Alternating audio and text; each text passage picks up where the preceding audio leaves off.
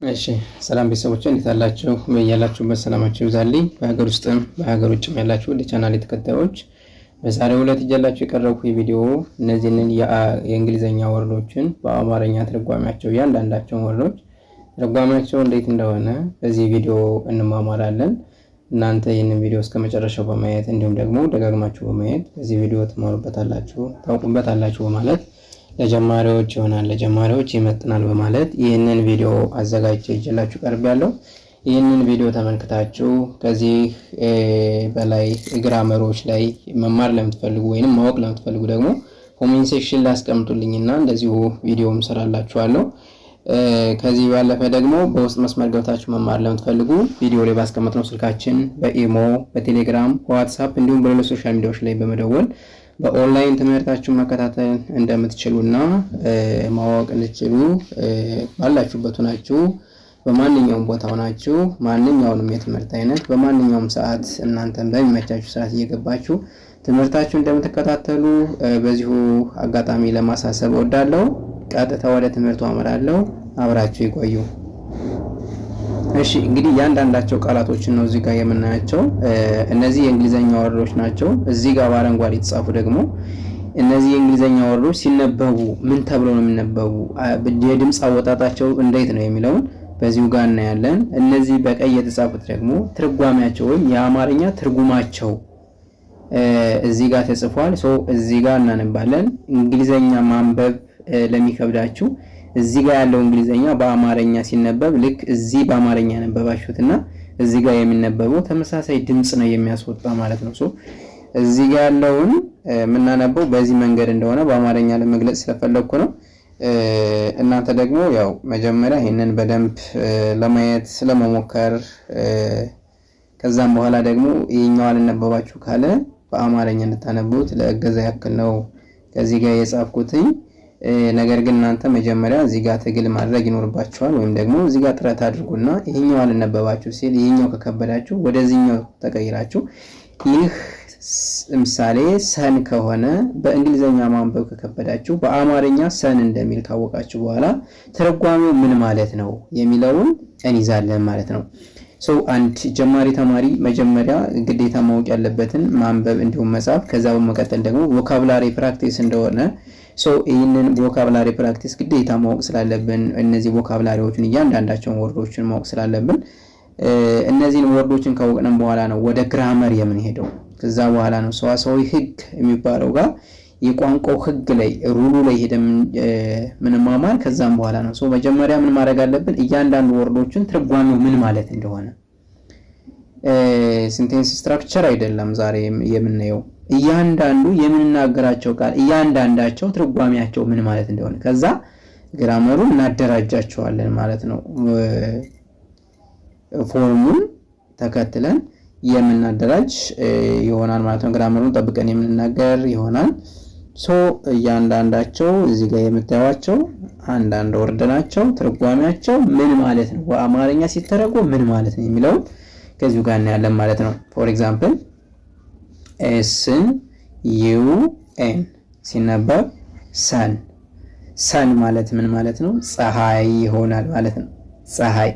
ሁለተኛ ኤም ኦ ኦ ኤን ሙን ተብሎ ነው የሚነበበው።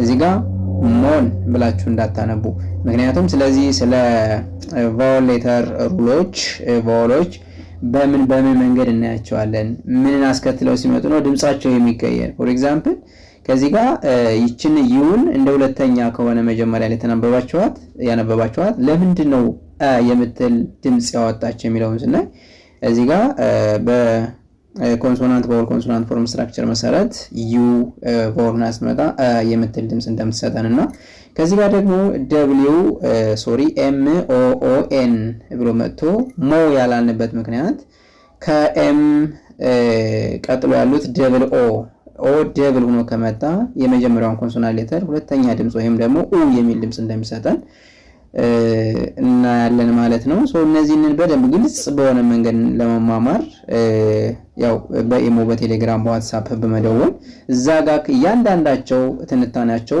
በምን መንገድ ነው እንደዚህ ሊሆን ይችላል፣ በምን መንገድ ነው ድምፁ ሊቀየር የቻለ የምንለውን በሙሉ ጥናት እናደርጋለን። እናንተ ወደ ስልካችን በመደወል መማማር ትችላላችሁ ማለት ነው። ስለዚህ ምን ይላል? ሙን ይላል። ሙን ማለት ጨረቃ ማለት ነው። ጨረቃ። እሺ እዚህ ጋር ምን ይላል? ቢ ኤ ኤን ኤ ኤን ኤ ሲነበብ ባናና። ባናና ምንድነው? ሙዝ ማለት ነው። ሙዝ። እሺ ቀጣይ ኤፍ ኤ ኤስ ቲ ሲነበብ ምን ተብሎ ይነበባል? ፋስት። ፋስት ምንድነው? ፈጣን ማለት ነው። ፈጣን።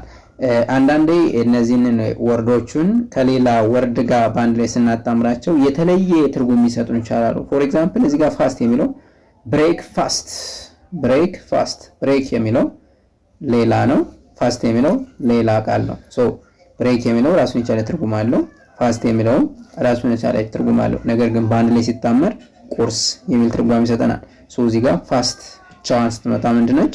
ፈጣን ማለት ነው። ፈጣን። እሺ ቀጣይ ቲ ኤ ኤል ኤል በአንድ ላይ ሲነበብ ቶል። ቶል ምንድነው? ረዥም ማለት ነው በአማርኛ ትርጉሙ። በአማርኛ ትርጉሙ ረዥም። እሺ እዚህ ጋር ለምንድን ነው ቲ ኤ ኤል ኤል ጽፈን ቶ የሚል ድምፅ አወጣን? ኤ እንደ አራተኛ አይደለም ወይ የምትነበብ? ታ የሚል ድምፅ ለምን አላወጣንም የሚል ጥያቄ ሊኖራችሁ ይችላል።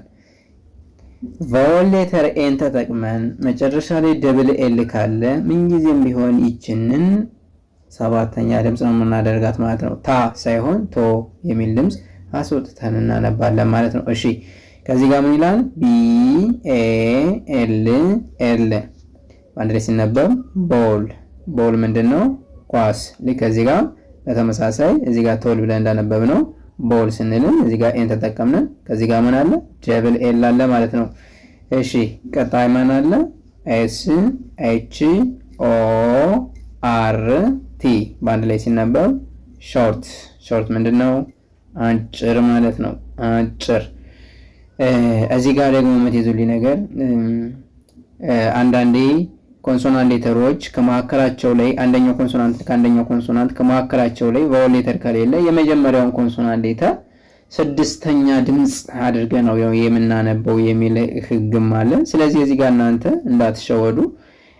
ኤስ ኤች እነ ቲ ኤች ፒ ኤች ደብሊው ኤች የሚባሉ እነዚህ እነ ቲ ኤስ እነ ጂ ኤን በአጠቃላይ ስለ አንድ ኮንሶናንት ሌተር ድምፅ ሆነው ስለሚያገለግሉን ስለዚህ ኤስ እና በኤች መካከል ሌላ ቫወል ሌተር ስለሌለች ኤስን ስ ብለን ነው የምናነባት የሚል ሐሳብ እንዳይኖራችሁ። ይሄንንም እዛው ጋር በትምህርቱ ላይ ያልገባችሁ ካለ ግቡና እንማማራለን። ስለዚህ የሚነበበው ሾርት ተብሎ ነው እንጂ ስሆርት ተብሎ አይነበብም። ስሆርት ብላችሁ እንዳታነቡ። አንዳንድ ልጆች እንደዚህ ብለው ያነበቡልኝ ልጆች ስላሉ ነው። ምክንያቱም እዚህ ጋር እንደ ስድስተኛ ብናነብም ሁሉ እነ ኤስ ኤች እነ ሲ ኤች እነ ደብሊው ኤች እነ ቲ ኤች እነ ፒ ኤች እነዚህ በአጠቃላይ ኮንሶናንት ሁለቱ ኮንሶናንት በአንድ ላይ ተጣምረው አንድ ድምፅ ነው ሊሰጡን የሚችሉ እንጂ ይችኛዋን ስድስተኛ ይችኛዋን ሰባተኛ የሚል ስያሜ ሊሰጡ አይገባም ማለት ነው። ስለዚህ ሾርት ማለት ነው አጭር ብለናል። እዚህ ጋር ደግሞ ስናነብ ላይን ብለን እናነባለን። ላይን እዚህ ጋር ሊን ብለው የሚያነቡ ልጆች አሉ። እዚህ ጋር ላይን ብለን ማንበብ አንችልም። ለምን? ይችኛዋ አይ እንደ ሶስተኛ ነው የምታናብበን ብቻ ሳይሆን እዚህ ጋር ራሱን የቻለ ህግ አለው። አይ ቀጥሎ ኮንሶናንት ሌተር ከዛ መጨረሻ ላይ ኢ ካለች ይችኛዋ በተአምር እንደ ሶስተኛ ሳይሆን አራተኛ ድምጽ ነው መሰጠት የምችል። አራተኛ ድምጽ ሆና በውስጥ ማናለች? ይ የምትል ድምጽ አለች። አይ የምትለዋ ድምጽ እዚህ ጋር እንጠቀማታለን ማለት ነው። ላ እንልና ይ ይችን አራተኛ አረገናል። ከዛ ይ ን ላይን። ላይን ማለት መስመር ማለት ነው። መስመር። እሺ ቀጣይ ቢ ኦ ኦ ኬ በአንድ ላይ ሲነበብ ቡክ። ቡክ ቡክ ምንድነው? መጽሐፍ። ቀደም ብያለሁ እዚህ ጋር ደብል ኦ ከመጣ እንደ ሁለተኛ ነው የምናነበው ማለት ነው። ቡክ ቡክ ምንድነው? መጽሐፍ ማለት ነው። መጽሐፍ። እሺ ፒ ኢ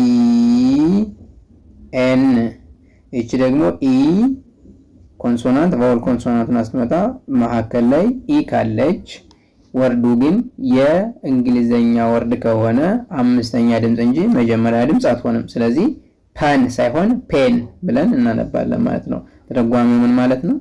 እስክርቢቶ ይላል እዚህ ጋር አይደለ? እስክርቢቶ ማለት ነው። እሺ እዚህ ጋር ኤል አይ ኤፍ ኢ ቀደም ብያለሁ። ላይን ከሚለው ላይ ተመሳሳይ ነው ይሄ። ምክንያቱም እነዚህ በዋናነት ስናነብ የምናያቸው ምኖችን ነው? ቫወል ሌተሮችን ነው ማለት ነው። ሶ ቫወል ሌተር አይ አለች፣ እዚህ ጋር ኮንሶናንት ኤፍ አለች፣ እዚህ ጋር ኢ አለች። መጨረሻ ላይ ኢ ካለች ይችኛዋ አ ይ የምትል ድምፅ ስላላት ይችኛዋን አራተኛ ድምፅ ታደርግና ይ ትልና ይችንን ስድስተኛ ድምፅ ትሆናለች። ፍ ላይፍ። ላይፍ ምንድነው? ህይወት ማለት ነው። ህይወት። ኦኬ እዚህ ጋር ምን ይላል? ዲ ኤ አር ኬ በአንድ ላይ ሲነበብ ዳርክ። ዳርክ። ዳርክ ምንድነው? ዳርክ። ዳርክ ማለት ጨለማ ማለት ነው። ጨለማ። እሺ ቀጣይ ዲ ኦ ጂ በአንድ ላይ ዶግ። ዶግ። ዶግ ማለት ምን ማለት ነው? ውሻ ማለት ነው። ውሻ። እሺ እዚህ ጋር ምን ይላል? ቢ ኦ ኤክስ በአንድ ላይ ሲነበብ ቦክስ። ቦክስ ምንድነው? ሳጥን ማለት ነው። ሳጥን። አሁን ደግሞ እዚህ ጋር የምትይዙልኝ ነገር ደብሊው ኢ ኢ ኬ ደብሊው ኢ ኢ ኬ ልብ በሉ። ደብሊው ኢ ኢ ኬ ማለት ዊክ። ዊክ። ዊክ ምንድነው? ሳምንት። ሳምንት። እዚህ ጋር ለምንድን ነው ዊ ወይም ሶስተኛ ፊደል የሆነች ወይ አምስተኛ ለምን አልሆነችም? ወይ መጀመሪያ ለምን አልሆነችም? ኢ ደብል ሆና ከመጣች ምን ጊዜም ቢሆን ሶስተኛ ድምጽ ነው ልትሰጠን የምትችል። ስለዚህ ዊ ያልናት በዚህ ምክንያት ነው ማለት ነው። ዊክ ማለት ሳምንት ማለት ነው። እሺ እዚህ ጋር ፕሌይ። ፕሌይ ምንድነው? ጨዋታ ማለት ነው። ጨዋታ። እንግዲህ ውድ ተመልካቾቼ በዛሬው ዕለት ይዤላችሁ የቀረብኩ ቪዲዮ ይህን ይመስላል። እናንተ ሐሳብ አስተያየት ካላችሁ ኮሜንት ሴክሽን ላይ አስቀምጡልኝ። በውስጥ መስመር ገብታችሁ መማር ለምትፈልጉ ደግሞ ቪዲዮ ላይ ባስቀመጡ ስልክ በመደወል በኦንላይን ትምህርታችሁን ዘወትር ከሰኞ እስከ ዓርብ በቀን አንዳንድ ሰዓት እየመደባችሁ እናንተም በሚመቻችሁ ሰዓት ትምህርታችሁን መማር እንደምትችሉ በኦንላይን ትምህርታችሁን ባላችሁበት ሆናችሁ በቢዝነስ ዓለም የሆናችሁ ልትሆኑ ትችላላችሁ፣ በስደቱ ዓለም ያላችሁ ልትሆኑ ትችላላችሁ። በማንኛውም ቦታ ሆናችሁ ይህንን የኦንላይን የትምህርት አገልግሎት መጠቀም ትችላላችሁ። በማንኛውም ቦታ ሆናችሁ